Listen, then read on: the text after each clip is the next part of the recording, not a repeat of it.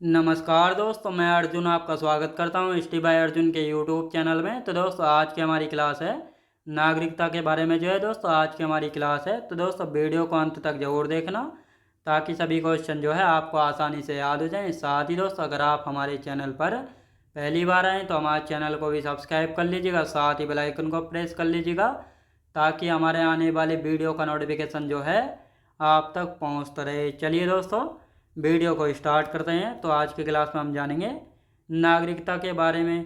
तो दोस्तों 2 मिनट जो है हम कल की क्लास का पहले रिवीजन करेंगे और इसके बाद जो है आगे की चर्चा करेंगे।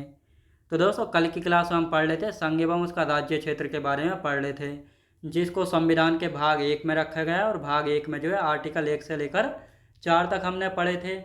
अब दोस्तों आर्टिकल 1 क्या कहता है, यानी अनुच्छेद 1 कहता है भारत अर्थात इंडिया जो है राज्यों का संघ होगा। मतलब भारत संघ में कितने राज्य और कितने यूटीज हैं, तो भारत संघ में 28 राज्य और 8 यूटीज हैं। तो ये आर्टिकल 1 कहता है। आर्टिकल 2 क्या कहता है, आर्टिकल 2 कहता है भारत में नए राज्यों का प्रवेश या नए राज्य की स्थापना किसी बाहरी क्षेत्र से। मतलब अगर कोई बाहरी क्षेत्र है, जैसे मान लेते हैं पीओके है या पाकिस्तान है, इसको जो है भारत इस पर कंट्रोल कर लेता है और इसको जो है अपना नया राज्य बनाता है, तो आर्टिकल 2 के माध्यम से बनाएगा। अब जैसे हम सिक्किम की बात करते हैं, तो दोस्तों सिक्किम जो है अपने आप में पहले एक स्वतंत्र राज्य हुआ करता था, जिस पर जो है चोग्याल वंश का शासन हुआ करता था। तो इसको जो है सिक्किम को राज्य बनाने के लिए क्या किया, 35वां संविधान संशोधन अधिनियम 1974 के द्वारा जो है आर्टिकल 2A जोड़कर इसको सह राज्य बनाया गया। फिर इसके बाद 36वां संविधान संशोधन अधिनियम 1975 के द्वारा आर्टिकल 2A को समाप्त करके सिक्किम को 22वां राज्य बनाया गया। तो ये आर्टिकल 2 के माध्यम से किया गया। अब आते हैं आर्टिकल 3 के बारे में। आर्टिकल 3 कहता है नए राज्यों की स्थापना भारतीय संघ से। भारतीय संघ से मतलब भारत में कोई राज्य बड़ा है तो उसको तोड़कर हम आर्टिकल 3 के माध्यम से नया राज्य बना सकते हैं। जैसे जैसे दोस्तों हम बात करने वाले हैं अभी हाल फिलहाल में, यानी 2014 में जो है आंध्र प्रदेश को तोड़कर तेलंगाना बनाया गया था। 2000 में जो है उत्तर प्रदेश को तोड़कर क्या उत्तराखंड बनाया गया था। तो ये आपको याद रखना है। इस प्रकार किसी राज्य के नाम में परिवर्तन करना हो, किसी राज्य की सीमा में कमी या वृद्धि करना हो, तो ये आर्टिकल 3 के माध्यम से किए जाते हैं। तो ये आर्टिकल 3 कहता है। अब आर्टिकल 4 क्या कहता है, आर्टिकल 4 कहता है आर्टिकल 2 और 3 में बनाए गए कानून जो है संविधान संशोधन नहीं माने जाएंगे, क्योंकि संविधान संशोधन की जो प्रक्रिया है इसको आर्टिकल 368 में रखा गया है, तो इसलिए नहीं माने जाएंगे। तो ये आपको यहाँ पे याद रखना है। अब दोस्तों यहाँ पे एक क्वेश्चन बना था, यानी क्या संसद जो है आर्टिकल 3 के माध्यम से किसी भारतीय भूभाग को अन्य देश को सौंप सकती है। तो सुप्रीम कोर्ट ने यहाँ पे कहा था संसद साधारण बहुमत से ऐसा नहीं कर सकती, बल्कि ऐसा करने के लिए संविधान संशोधन करना पड़ेगा, तब जाकर जो है ऐसा कर सकती है। तो यहाँ पे 2 क्वेश्चन थे। जैसे एक मामला था बेरूबादी क्षेत्र, 1960 का मामला था। तो दोस्तों यहाँ पे ये बेरूबादी क्षेत्र को जो है पाकिस्तान को देने की मांग चल रही थी। तो बेरूबादी क्षेत्र जो है कौन से संविधान संशोधन के तहत जो है पाकिस्तान को दिया गया था, तो यहाँ पे 9वां संविधान संशोधन अधिनियम 1960 के तहत जो है बेरूबादी क्षेत्र को पाकिस्तान को दे दिया गया था। और इस 9वें संविधान संशोधन पर किसने हस्ताक्षर किए थे, डॉक्टर राजेंद्र प्रसाद ने किए थे, क्योंकि इस समय डॉक्टर राजेंद्र प्रसाद कौन थे, राष्ट्रपति थे भारत के। दूसरा मामला था 100वां संविधान संशोधन अधिनियम 2015 के तहत जो है भारत ने 111 क्षेत्र पाकिस्तान को दिए, और जबकि बांग्लादेश ने मात्र भारत को 51 क्षेत्र जो है वापस दिए थे। तो ये आपको याद रखना है। और इस पर जो है हस्ताक्षर किसने किए थे, प्रणब मुखर्जी ने। दोनों क्वेश्चन पूछे गए एसएससी जीडी में, तो इनको अच्छे से याद रखेंगे। अब दोस्तों हम यहाँ पे बात करेंगे, यानी हम यहाँ तक पढ़ चुके थे भाषा के आधार पर राज्यों की मांग। तो यहाँ पर जो है भाषा के आधार पर जब राज्यों की मांग की गई तो संविधान सभा ने जो है धर आयोग बनाया था जून 1948 में, जिसके अध्यक्ष बनाए गए थे के धर बनाए गए थे। और इनकी सिफारिश क्या थी, इन्होंने कहा था राज्यों का गठन जो है भाषा के आधार पर नहीं होना चाहिए, बल्कि राज्यों का गठन जो है भौगोलिक एवं वित्तीय स्थिति के आधार पर होना चाहिए। अब ऐसा इन्होंने क्यों कहा था, क्योंकि दोस्तों इस समय जो है भारत में 1500 बोलियाँ बोली जा रही थी, तो इसका मतलब 1500 राज्य बनाए जाएंगे, तो नहीं। तो इसलिए जो है इन्होंने मना किया था। अब दोस्तों जैसे ही इन सिफारिशों का जो है दोस्तों क्या विरोध होने लगा, तो एस के धर समिति यानी धर आयोग की सिफारिशों की जांच करने के लिए जो है 3 लोगों के नेतृत्व में ये जेबीपी समिति बनाई गई थी 1948 में। कब? 1948 में। और ये जो है पट्टाभी सितारमैया, वल्लभ भाई पटेल और जवाहरलाल नेहरू, इन तीनों लोगों के नेतृत्व में जो है बनाई गई थी। और दोस्तों इसकी जांच जब इन्होंने की तो धर आयोग की सिफारिशों की जांच के लिए जो है बनाई गई थी और इन्होंने अपनी रिपोर्ट पेश करते हैं। इन्होंने धर आयोग की सिफारिशों का समर्थन किया और इन्होंने कहा राज्यों का गठन जो है भाषा के आधार पर नहीं होना चाहिए, बल्कि किसके आधार पर होना चाहिए? भौगोलिक स्थिति एवं वित्तीय स्थिति के आधार पर होना चाहिए। अब दोस्तों जैसे ही ये रिपोर्ट आई तो काफ़ी दिनों से जो है भाषा के आधार पर राज्य की मांग कर रहे थे एक व्यक्ति जिनका नाम था श्री पोट्टी रामुलु। ये तेलंगाना आंदोलन से जुड़े हुए थे और काफ़ी दिनों से जो है यानी 1946 से जो है इस आंदोलन के द्वारा जो है भाषा के आधार पर यानी तेलुगु भाषा के आधार पर राज्य की मांग कर रहे थे। लेकिन जब इनकी मांग नहीं मानी गई तो ये क्या कर देते हैं? ये कर देते हैं भूख हड़ताल कर देते हैं और 56 दिन तक ये है ये भूखे रहते हैं और 2 दिन जो है इनकी तबीयत खराब हो जाती है और 58वें दिन जो है इनकी मृत्यु हो जाती है। जब इनकी मृत्यु हो गई तो नेहरू सरकार दबाव में आ जाती है। तो नेहरू सरकार जो है भाषा के आधार पर प्रथम राज्य 1 अक्टूबर 1953 आंध्र प्रदेश को बना देती है और आंध्र प्रदेश का पुनर्गठन 1 नवंबर 1956 को जो है होता है। इसीलिए आंध्र प्रदेश अपना स्थापना दिवस जो है कब मनाता है? 1 नवंबर को मनाता है। तो ये आपको याद रखना है। तो भाषा के आधार पर जो है किस राज्य का गठन हुआ था? सबसे पहले आंध्र प्रदेश का 1 अक्टूबर 1953 में हुआ था। अब दोस्तों बाकी जो राज्य थे वो भी मांग करने लगे कि हमारे राज्य की भी जो है भाषा के आधार पर गठन किया जाना चाहिए। अब इसको देखते हुए जो है क्या होता है, राज्य पुनर्गठन आयोग बनाया जाता है 1953 में। कब बनाया जाता है? राज्य पुनर्गठन आयोग बनाया जाता है 1953 में। अब जब ये बनाया गया तो इसका अन्य नाम है फजल अली क्या दोस्तों? फजल अली आयोग। और इसके अध्यक्ष कौन बने थे? फजल अली आयोग बने थे। और इसमें 2 अन्य सदस्य और थे। कौन कौन? के.एम. पडिक्कर यानी कबलम माधव पडिक्कर, के.एन. कुंजरू यानी हृदयनाथ कुंजरू। तो ये 2 सदस्य और थे किसमें?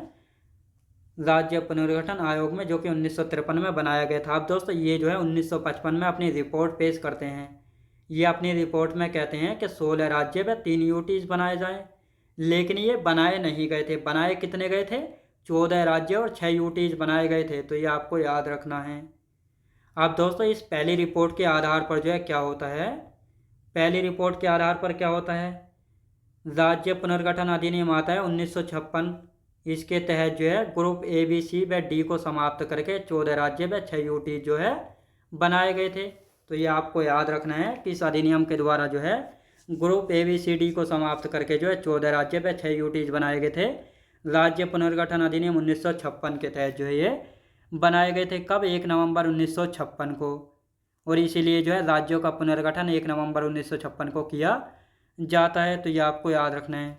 और ये हमारा टॉपिक हो गया है कंप्लीट। याद रखेंगे, टॉपिक हो गया है ये हमारा कंप्लीट। तो यहाँ पे आपको अच्छे से याद रखना है। अब यहाँ पे हम बात करेंगे, आज का हमारा टॉपिक है नागरिकता यानी सिटीजनशिप। नागरिकता यानी सिटीजनशिप की यदि बात की जाए तो दोस्तों इसको जो है संविधान के किस भाग में रखा गया है और इसमें हम कौन कौन से आर्टिकल पढ़ने वाले हैं, और साथ ही जो नागरिकता है भारत में कौन सी नागरिकता चलती है और ये कहाँ से प्रेरित है, इन सभी के बारे में चर्चा करेंगे। तो जो भारत में नागरिकता है इसको जो है आर्टिकल यानी संविधान के भाग 2 में रखा गया और भाग 2 में जो है आर्टिकल 5 से लेकर 11 तक हम पढ़ने वाले हैं। भारत में एकल नागरिकता है, यानी भारत में कैसी नागरिकता है? एकल नागरिकता है। और ये कहाँ से? ब्रिटेन के संविधान से प्रेरित है। कैसी एकल नागरिकता का मतलब ऐसा है, अगर कोई भारतीय व्यक्ति जो है किसी विदेशी यानी किसी विदेश की नागरिकता ले लेता है तो उसकी जो है भारतीय नागरिकता समाप्त हो जाएगी, क्योंकि भारत में एकल नागरिकता चलती है। अगर भारत का नागरिक होगा तो भारत का ही रहेगा, अगर किसी दूसरे देश की नागरिकता ले लेगा तो वह वहीं का हो जाएगा, यहाँ की नागरिकता समाप्त हो जाएगी। तो ये आपको याद रखना है। कहाँ से लिया गया ये प्रावधान? ब्रिटेन के संविधान से। अब भारत में 5 प्रकार से नागरिकता प्राप्त की जाती है। कौन कौन से 5 प्रकार हैं भारत में जिनसे नागरिकता प्राप्त की जाती है? जैसे जन्म से भी नागरिकता, वंश परंपरा से, पंजीकरण से, देशीयकरण से और भूमि अर्जन द्वारा। तो इन 5 प्रकार से जो है भारत में नागरिकता प्राप्त की जाती है। जन्म से, वंश परंपरा से, पंजीकरण से और देशीयकरण से व भूमि अर्जन द्वारा। अब इनको हम एक एक करके अच्छे से समझेंगे। सबसे पहले देखते हैं जन्म से किस प्रकार नागरिकता प्राप्त की जाती है। यानी किसी व्यक्ति का जन्म जो है 26 जनवरी 1950 को या उसके बाद जो है भारत में हुआ तो उसको जो है दोस्तों भारतीय नागरिकता दे दी गई थी। लेकिन अब यहाँ पे कुछ अपवाद हैं। यानी विदेशी राजनयिकों के भारत में जन्मे बच्चों को और शत्रु के अधीन किसी भूभाग पर जन्मे बच्चों को जो है नागरिकता दे दी जाती थी। जब ये यहाँ पे नागरिकता दे दी जाती थी तो इसके लिए जो है दोस्तों यहाँ पे संशोधन किया गया, एक नागरिकता संशोधन अधिनियम 1986। इसमें कहा गया अगर जन्म से किसी को नागरिकता लेनी है तो नागरिकता के लिए जो है उसके माता पिता में से जो है कोई एक भारतीय नागरिक होगा, तभी उसको जो है जन्म के आधार पर नागरिकता दी जाएगी।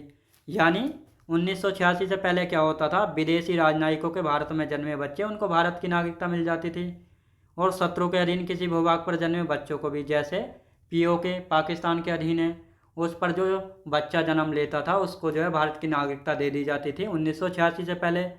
लेकिन नागरिकता संशोधन अधिनियम 1986 किया गया।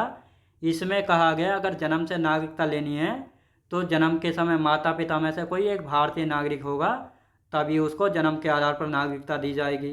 तो ये आपको याद रखना है। अब देखते हैं दोस्तों वंश परंपरा के अनुसार।